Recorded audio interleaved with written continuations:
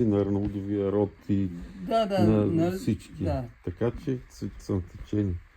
Юлиан ни е един от братовчеите. Да. Той ме опъти сега насам, че аз малко Знаете, се побърках и викат, ще Какво минеш. ти опъди? Опъти ме, защото аз стигнах тук до блоковете и не мога да го намеря. И му звънах, викам, Юляна, къде е този блок? И той вика, сега ще ти кажа, завиваш наляво и да. Да. Значи той те опътял. Да, точно. Така. Значи той е бил подозиран, наблюдаван и често привикван на разпит в Конакът от турските власти. Обвиняван е, че освен църковните си проповеди, бунтувал богомолци. А това за поп Симеон или за поп Михаил? За поп Михаил. Поп Михаил. Поп Михаил бунтувал богомолци, нали? Той така. И тук казвам за една случка с него. Една тъмна вечер, когато се прибирал за вкъщи, му е устроена засада и е стреляно срещу него, но той се е спасил и е прибрал невредим. След освобождението, дедо ми е бил назначен за архиерейски наместник в околията с седалище град Орхание и е избран за член на епархийския съвет в град Ловеч. Сега това е за него. Почвам за неговия братовчет, първи братовчет. Неговият първи братовчет Симеон Кръстев Арнаудов е бил четник в четата на Хаджи Димитър и Стефан Караджа. В третата поред ужасочена кървава битка с турските нашественици пада убит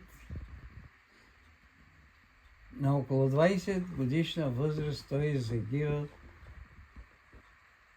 и загубва живота си в разцвета на своята цветуща младост с мечти и желания за свободата на милото отечество България. И с него свършвам.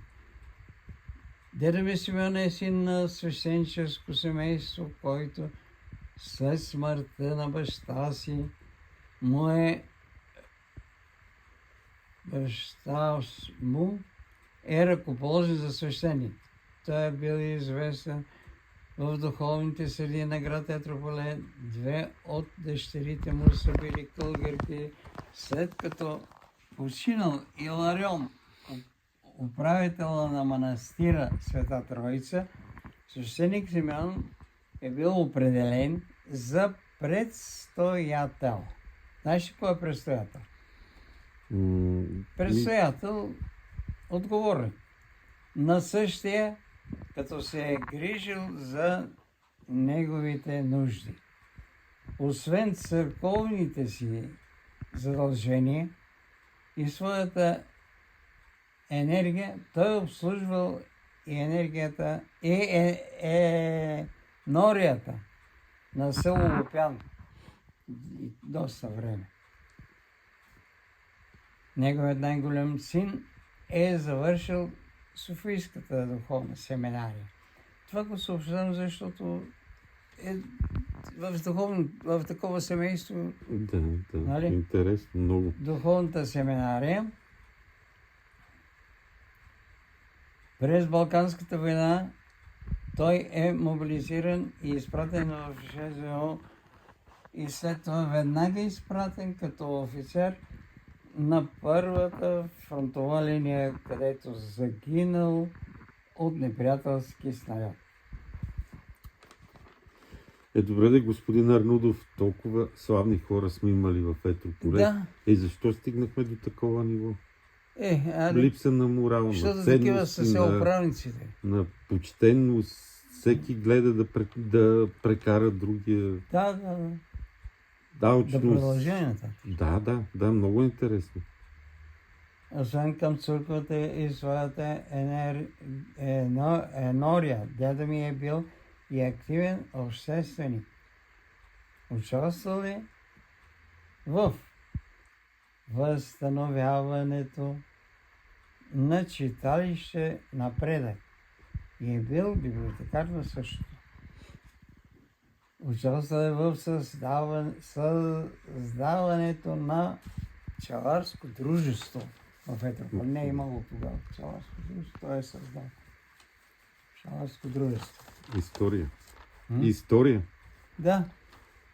Това е една история, която за тебе ще е полезна, така да си имаш под ръка. Тя ще бъде отразена и, нали така, в сайта ще качим цялата, във вестника малко ще трябва да я редактираме поради липса на Ти ще си я място. подредиш И както вече ще трябва. влезе в книгата, която подготвяме. Участвала още в основаването на Райфазановата каса. Чувал ли си за тази каса? Райфазанова каса. Да, която чувал съм, но нищо не в знам. Етрополе имаше Райфазанова каса, която се ползваше с пари, главно за земеделците беше тя. Райфазанова каса, но тя е днешната Райфазанова. Нали днес има такава банка? Райфайзен, да, австрийска банка. Австрийска ли? Немска ли? Австрийска ли? Да. Да, Не знам. Райфазен банк. Тя, дедо ми е основател на тая Райфазанова каса В Етрополе. в Етрополе. Страхотно. Той, въпреки свещеническите задължения, много обществена дейност се развивал. Така, къде го бе избил? Райфазановата каса. После участва в комисията за раздаване на помощи на населението по време на Балканската война. След това в създаването на застрахователно дружество за едър и дребен рогатодобитък, в създаването на млекарската кооперация в Етрополе. Тя била прочута тази млекарска кооперация. За нея Етрополско масло в София се е продавало много.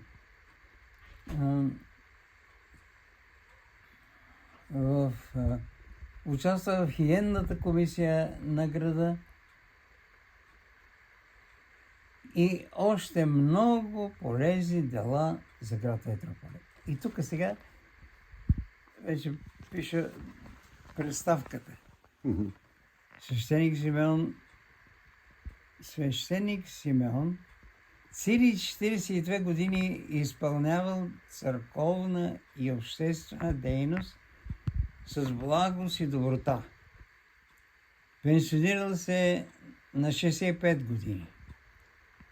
С ранно побелела коса и брада, с благородна осанка на лицето, скромен, уважаван, почитан и много обичан от съгражданите си. Той напуска земния си живот на 8.12.49 година. И както тихо живея, така и скромно умря. В дните на погребението му целият град се е стекал, за да го придружи и изпрати до неговият гроб в двора на църквата Свети Георги, в който е неговият баща, свещеник Михаил Симеонов Арнаудов. Това е за дедо поп Симеон. Добре ли съм го съчинил? Чудесно. Чудесно. Горе-долу. Така. Сега, знаеш ли там гроба на дедо поп Симеон? Той е в Света неделя или горе в Свети Георги? Горната черква. В Свети Георги. Свети Георги. Да. Горната Да. черква, Свети Георги, там има гробове на дедо поп Симеон, дедо поп Михал, те са в един гроб. Там е гроба на последния свещеник в Етрополе Николай. Ти го помниш? Аламанов. Аламанов. Да, помня Те го. са един до друг, така гробовете. Там има гробове на едни калугерки. Там има гроб на едни чурбаджии, които некога са извоювали там да бъдат погребани. Ама те са исторически личности, въпреки това. Ти ако влезеш в двора на това черква и поразгледаш така гробовете, много са интересни. Ама аз ги познавам тия хора, ма ти не ги познаваш. Да. То да има някой да ти обяснява за тях. Ами, Бог Не. да го прости, Даскал Кобецки Ковецки, да. можеше да обясни, Той ама сега вече можеше да ти каже много работи. много Кой да. друг от Етрополе така може да ти Цветан бъде полезен? Таксов, може Цветан. би. Цветан. Често с него да идете някой път в Ми ще го двора хвана, на да. черквата. Да. Не Много съм се интересни сетил. неща може да ти каже. Така. Сега продължавам със следното. Нали, спомените иска това момиче Да, да. да. Спомням се, че имаше една единствена детска градина в Етрополе, която децата от града посещаваха безплатно. Учителката, госпожа Каролева, ни показваше разни полезни игри, четеше ни различни приказки и в двора на градината имаше една люлка и една парзалка. Сега за себе си говоря по-нататък. Защото си образование завърших в така нареченото горно училище. Знаеш ли го кое е? Сегашното... Горното училище Да, дето беше сградото. срещу часовниковата кола. Ага. Това е горното училище. Да. Срещу часовниковата кола. То го има като сграда и сега. Той е към Тя Костов съществува двор. като сграда, ма какво ползва ли се за нещо, не знам. Може би, не знам. Така.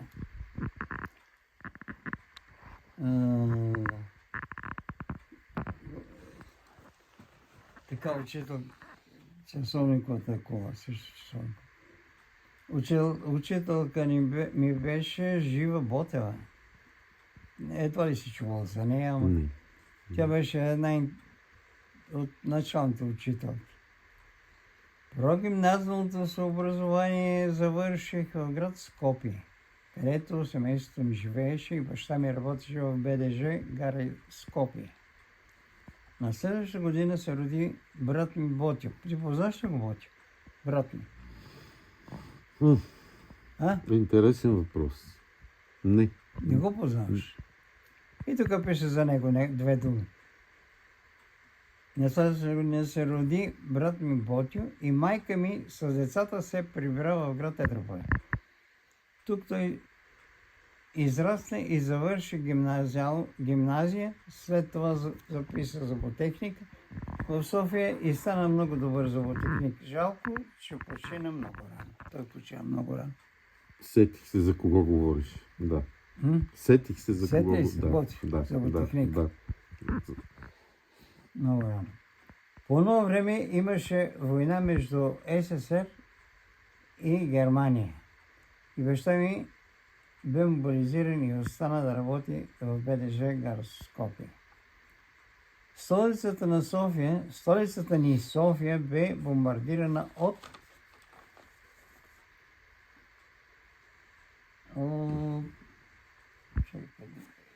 така съм объркал страниците.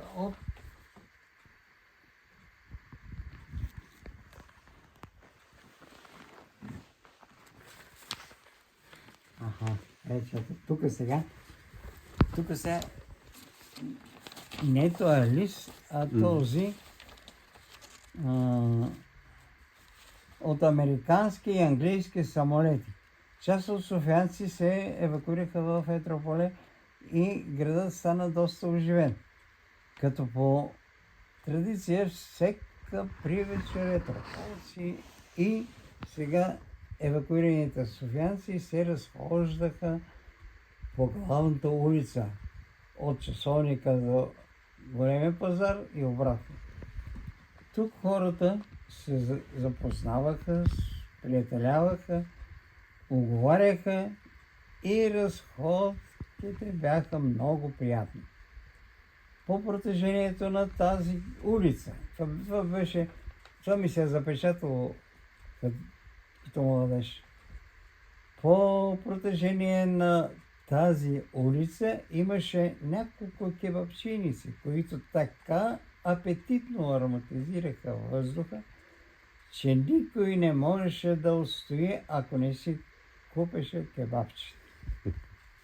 И тогава се връщам на този лист. Спомням си, че много време преди да се евакуират софиянци, в града ни имаше един кмет на име Борис Зосимов, който заслужава да бъде упоменат. Този човек бе решил въпроса с кривите улички и сукаци на старият град. Той изправил и подбрал и подобрил почти всички улици и построил голям плувен басейн за гражданите и пролетистите на град Етрополе. Така добре ли съм го? Чудесно. Това е този басейн горе към Метрополски бук, дето Да, е бил. да. Не знам той съществува ли или не. Той май коя година? 32-а ли е открит? По това време града беше курортен и се посещаваше от много летовници. По-късно беше изградена една климатична гимназия. Знаеш ли за нея? Септемврийче, дето е. Да, климатична гимназия, в която учеха деца от цялата страна и сега не ми е известно дали функционира. Не, в момента сградата е запустяла, тя е собственост на Столична община и може би не е лошо управата на града да предприеме действията и че тя да се върне отново под управление на община Етрополе и съответно да се търси начин за реализацията й. Да. Защото сградата е прекрасна, въпреки че е строена много отдавна на страхотно Дали място. се руши тази сграда? Тя е оставена на самотек. На произвол. Да, На произвол.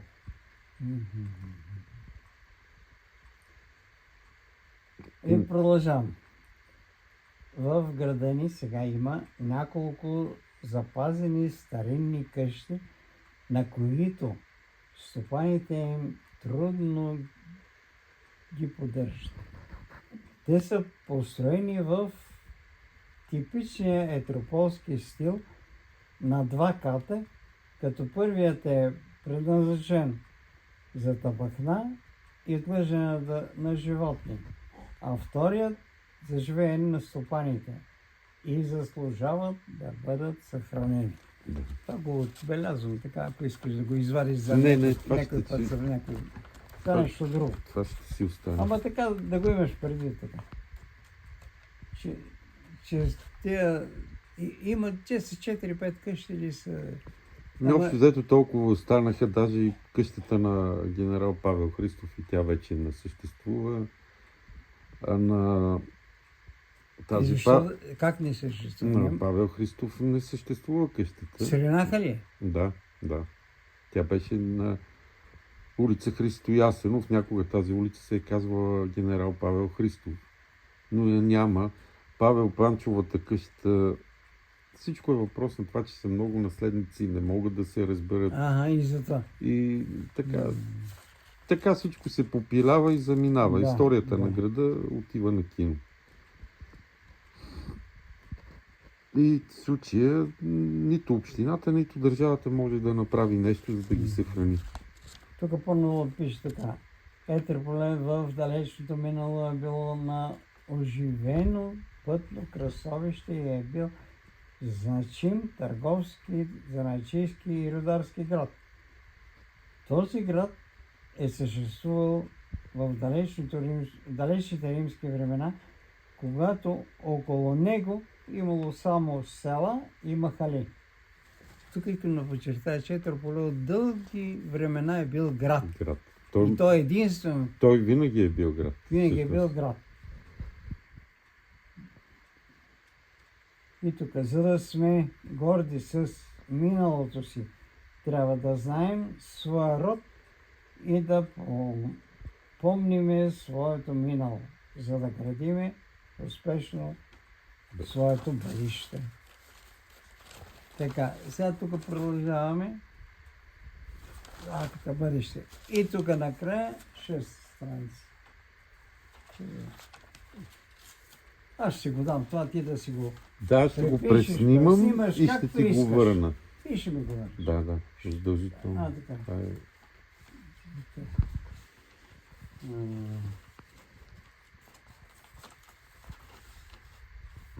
Ще го преснимам, после ще си го преписвам и Да. не е утре е събота, значи в понеделник ще ти Не го бързам. донеса. Огромен тук труд. Вече Огромен. продължавам пак за себе си. След известно време бях извикан, чакай да е петото, къде беше петото? Не.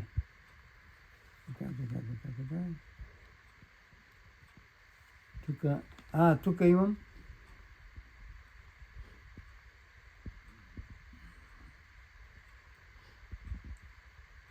Не, тук за кебабчета, където говоря. Да. И тук казвам, по това време, тук вмъквам вече. По това време аз участвах в театралната трупа към читалище Напредък. Режисьор ни беше учителя Кръстю Мишев. Чувал ли си? Да, как? И репетирахме пиесата Хъшове. На няколко репетиции бяхме посетени от етрополския кинорежисьор Янко Янков. Чул ли си? Да, как? Янко Янков и неговият приятел, артиста Стефан Сършежив. За Стефан Сършежив. Чувал съм и за Наюда. Днес сина му се казва Йосиф Йосиф Сършежив. Сършежив, дето Това е във време баща му. разделно играеше. Да, баща му. Аз съм съвременник на двамата. Така, Сършежив, които ни дадоха известни съвети. Но пиесата не можахме да изиграем на определената дата, защото един от артистите беше арестуван по политически причини и изпратен в Софийския затвор, където стоя до 9 септември 1944 година.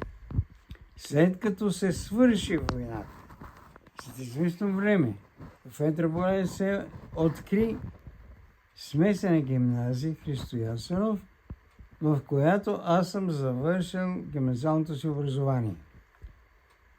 И тук пише пак за училището. Всека есен ученици и учители ходихме в гората и си набавяхме дърва за през зимата на училището.